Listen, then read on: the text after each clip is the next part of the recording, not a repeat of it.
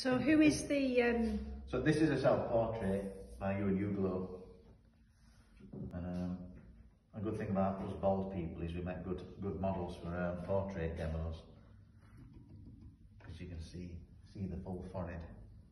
And it's very painterly, that, isn't it? You can really see the brush marks. It's not too scary for a first kind of.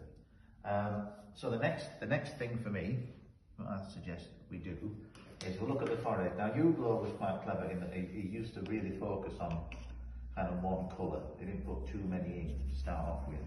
So I'm going to get some white and just pick up a little bit of that yellow ochre.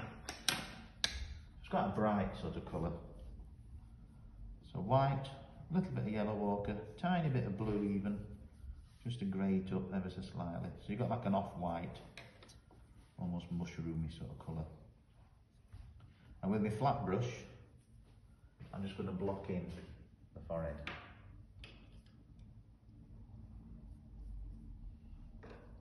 Now don't worry if you can still see your drawing underneath, because for this exercise it might be quite nice to be able to reference that. So there is some paint on there, it doesn't look like anything's going on. So do you think demoing like this, you know, obviously it comes from your own skills and you've done this before, but I'm really interested to know what it felt like in the Sky Arts Portrait Artist of the Year, what it felt like under that kind of pressure. Well, the weird thing about that is there isn't just a camera being poked in between you and your picture every now and again. The public walk round as well. Right, okay. You can hear people in the background saying, I wouldn't do it like that. So you can hear your advocates and the ones who think you're terrible at the same time, you know. So there's a hell of a lot of pressure. But I think because I've been teaching for such a long time, it didn't bother me too much. I think other people were more bothered than I were. Because I'm kind of used to people sort of watching what I do. And I always say, in any workshop that I do, I'll show you a way of doing it, not the way. And obviously today, today we're trying to get something like this you and Uglo picture. But then, as I was saying earlier, then we might look at chiaroscuro another week, and look at people like Rembrandt and Caravaggio. But this is quite a nice, expressive sort of portrait. So I'm basically used to standing in front of people and making a fool of myself. It seems to come naturally to me.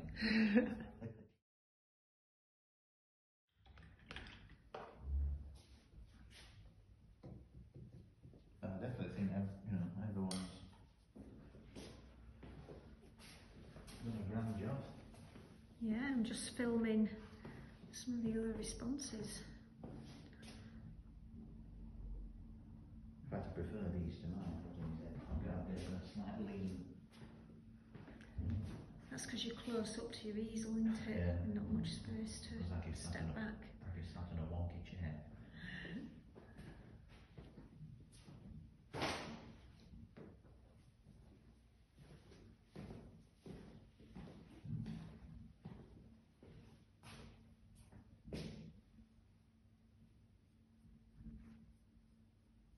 So what will happen next in the next session? What will be developed then? Basically, we'd use different artists, because I think for on a beginner's course, there's such a wealth of different portrait artists. We can use them to, like for example, Van Gogh, his painting technique, which is more like dots and dashes and like grouping colours together.